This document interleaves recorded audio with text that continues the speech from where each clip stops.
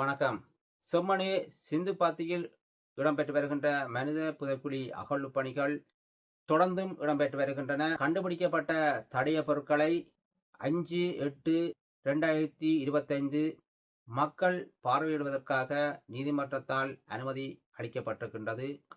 நீங்கள் பார்வையிடுவதற்கு நீதிமன்றம் சில நடைமுறைகளை அங்கு அறிவித்திருக்கின்றது. ராஜேஷ் JRR என்ற யூடியூப் சேனலை சப்ஸ்கிரைப் பண்ணாதவர்கள் சப்ஸ்கிரைப் பண்ணி பெல் பட்டனையும் அழுத்திவிடுங்கள். அப்போதுதான் நானிடும் காணொளிகள் உங்களை வந்து சேரும். உடனுக்குடனான உலக செய்திகள், உள்நாட்டு செய்திகள் போன்ற தகவல்களை உங்களுக்கு நான் வழங்குவதற்கு தயாராக இருக்கின்றேன். இதுவரைக்கும் சப்ஸ்கிரைப் பண்ணாதவர்கள் சப்ஸ்கிரைப் பண்ணி ஆதரவை தருமாறு கேட்டுக்கொள்கின்றேன். தொடர்ந்து காணொளிகளுக்கு செல்வோம். செம்மணி சிந்து பாத்தியில் இடம்பெற்று வருகின்ற மனித புதைக்குழி அகழ்வு பணிகள் தொடர்ந்தும் இடம்பெற்று வருகின்றன. 2025/8/4 ஆகிய இன்று மேலும் 4 எலும்பு தொகுதிகள் மீட்கப்பட்டிருக்கின்றன. இந்த எலும்பு தொகுதிகளுடன் சேர்த்து 134 எலும்பு தொகுதிகள் இதுவரைக்கும் கண்டுபிடிக்கப்பட்டிருக்கின்றன. முற்றுமுழுதாக ஆழ்ந்தெடுக்கப்பட்ட எலும்பு தொகுதிகள் நீதிமன்றத்தின் கட்டுக்காவலில் வைக்கப்பட்டுள்ளது. அதேபோன்று ஏராளமான தடயப் பொருட்கள் கண்டுபிடிக்கப்பட்டிருக்கின்றன. அதுவும் நீதிமன்ற கட்டுக்காவலில் அது வைக்கப்பட்டிருக்கிறது. இந்த தடயப் பொருட்கள் சம்பந்தமாக நீதிமன்றத்தால் அறிவித்தல் விடுக்கப்பட்டிருக்கிறது. அதாவது இந்த கண்டுபிடிக்கப்பட்ட தடயப் பொருட்களை 5/8/2025 மக்கள் பார்வையிடுவதற்காக நீதிமன்றத்தால் அனுமதி அளிக்கப்பட்டிருக்கின்றது.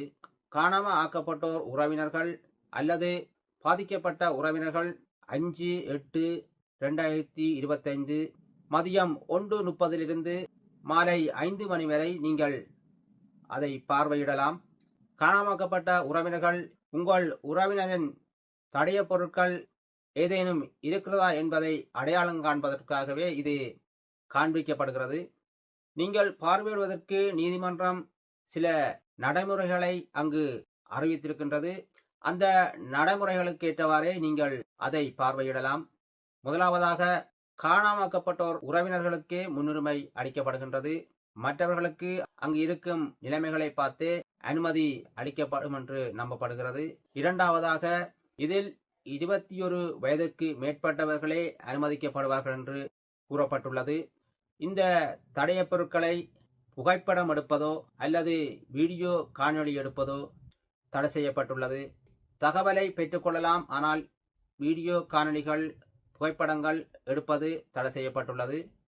அதேபோன்று அந்த தடய பொருட்களை தொட்டு பார்ப்பதோ அல்லது எடுத்து பார்ப்பது போன்ற செயற்பாடுகளும் தடை செய்யப்பட்டிருக்கின்றன.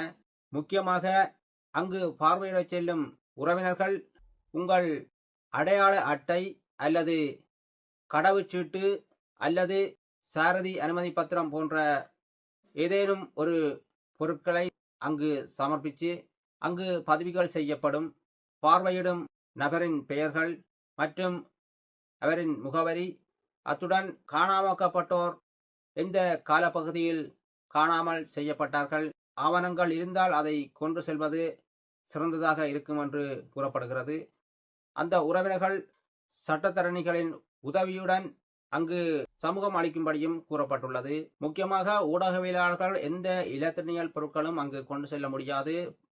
படங்கள், வீடியோக்கள் எடுப்பது முற்றுமுழுதாக தடை செய்யப்பட்டுள்ளது. அந்த தடய பொருட்களை தொடுவது, அதை எடுப்பது போன்றவைகளும் இங்கு தடை செய்யப்பட்டிருக்கின்றன. ஆகவே இது முக்கியமாக கவனத்தில் எடுத்துக்கொள்ள வேண்டும். இதை மீறுபவர்கள் மீது சட்ட நடவடிக்கை எடுக்கப்படும் என்று நீதிமன்றத்தால் அறிவுறுத்தல் விடுக்கப்பட்டிருக்கின்றது. ஆகவே இதில் அவதானமாக இருக்குமாறும், தேவைப்பட்டால் போலீஸ் அல்லது இராணுவ உதவிகளும் நாடப்படும் என்றும் நீதிமன்றத்தால் வலியுறுத்தப்பட்டிருக்கின்றது. ஆகவே இதை பின்பற்றி உங்கள் உறவினர்களின் காணாமக்கப்பட்டோரின் தடயப் பொருட்கள் அங்கு இருக்கிறதா என்பதை நீங்கள் உன்னிப்பாகவும் தெளிவாகவும் மிகவும் சிந்தித்து அதை சட்டத்தரணிகள் மூலம் கொண்டு செல்வது மிக சிறந்ததாக இருக்கும். இதொரு முதற்படியான முக்கியமான செயற்பாடாக இருக்கின்றது. தற்போது இந்த எண்பு தொகுதிகளை தற்போது உடனடியாக இதை கண்டுபிடிக்க முடியாத சூழ்நிலையில் இந்த தடயப் பொருட்கள் மூலமாக கண்டுபிடிப்பதற்கான வாய்ப்புகள் இருக்கிறதா என்பதை அறிவதற்காக இந்த நடைமுறைகள் பின்பற்றப்படுவதாக தெரிகிறது. ஆகவே இந்த காணாமக்கப்பட்ட உறவுகள் அனைவரும் இதில் பங்கு கொண்டு நீதிமன்றத்தின் கட்டளைக்கு ஏற்றவாறு நீங்கள் அங்கு தடயப் பொருட்களை பார்வையிட்டு உங்கள் உறவினர்கள் அல்லது அயலவர்கள் உங்களுக்கு தெரிந்தவர்கள் யாரும் குடும்பங்களோடு காணாமல் போயிருந்தால் நீங்கள் அதில் சட்டத்தரணிகள் மூலம் அதை நீங்கள் நீதிமன்றத்துக்கு புகார் செய்யலாம். ஆகவே அனைவரும் இதில் பங்கு கொண்டு இதை நீங்கள் உறுதிப்படுத்துங்கள். இது தொடர்பான மேலதிக செய்திகளாக அகழ்வு பணிக்காக ஸ்கேனர் அரசாங்கத்தால் மிக நுட்பமான ஸ்கேனர்கள் வழங்கப்படவில்லை. அதுக்கான அனுமதிகளும் இன்று வரைக்கும் கிடைக்கவில்லை. இருந்தபோதும் ஜெயவர்த்தனபுர பல்கலைக்கழக ஸ்கேனர்கள் கொண்டு இதை ஆராய்ச்சி செய்வதற்காக இங்கு இன்றிலிருந்து இது நிகழ்வுகள் ஆரம்பிக்கப்பட்டிருக்கின்றன. ஜெயவர்த்தனபுர பல்கலைக்கழகமும் யாழ் பல்கலைக்கழகமும் இணைந்து இந்த அகழ்பணி வேலைகளை செய்து கொண்டிருக்கிறார்கள். அந்த ஸ்கேனர் மூலமே இந்த ஏதேனும் வித்தியாசமான பொருட்கள் இருக்கிறதா என்பதை இந்த ராடர் மூலம் கண்டுபிடிக்க முடியும். ஆகவே இது ஜெயவர்த்தனபுர பல்கலைக்கழகத்தின் பயிற்சிக்காக அங்கு இந்த ஸ்கேனர் வைக்கப்பட்டிருந்தது. அதுவே தற்போது இந்த செம்மணி மனித புதைக்குழிகளை கண்டுபிடிப்பதற்காக ஆராய்ச்சிகளை இன்று தொடக்கம் ஆரம்பித்திருக்கின்றது. ஏதேனும் அசம்பாவிதம் கொண்ட பொருட்கள் இருந்தால் துல்லியமாக இது காட்டக்கூடிய ராடராக இது இருப்பதாக கூறப்பட்டிருந்த போதும் அதிநவீன ஸ்கேனர் இலங்கை அரசாங்கத்திடம் உள்ளது. பயன்படுத்துவதற்கு அனுமதி வழங்கவில்லை. அதற்கான செயற்பாடுகளும் இடம்பெறவில்லை. மனித உரிமை ஆணைக்குழுவின் யாழ் மாவட்ட முக்கிய பிரதிநிதி அங்கு விஜயம் மேற்கொண்டு கள நிலவரங்களை ஆராய்ந்திருக்கின்றார். நேரடியாக அங்கு சென்று நிலைமைகளை கேட்டறிந்து சென்றுள்ளார். ஆகவே தொடர்ச்சியாக இந்த செம்மணி விவகாரம் மூடிமறைக்காமல் நம்பிக்கையோடும் இந்த காணாமக்கப்பட்ட உறவுகளுக்கு ஒரு நீதியையும் நம்பிக்கையையும் ஊட்ட வேண்டியது இந்த செயற்பாடுகளில் இறங்கியுள்ள அனைவரது கடமையாக இருக்கின்றது. ஆகவே அவர்களுக்கான நீதிகள் கிடைக்கப்பெற வேண்டும் என்பதே அனைவருடைய வேண்டுகோளாக இருக்கின்றது. தொடர்ந்து நாளை சந்திப்போம். நன்றி, வணக்கம்.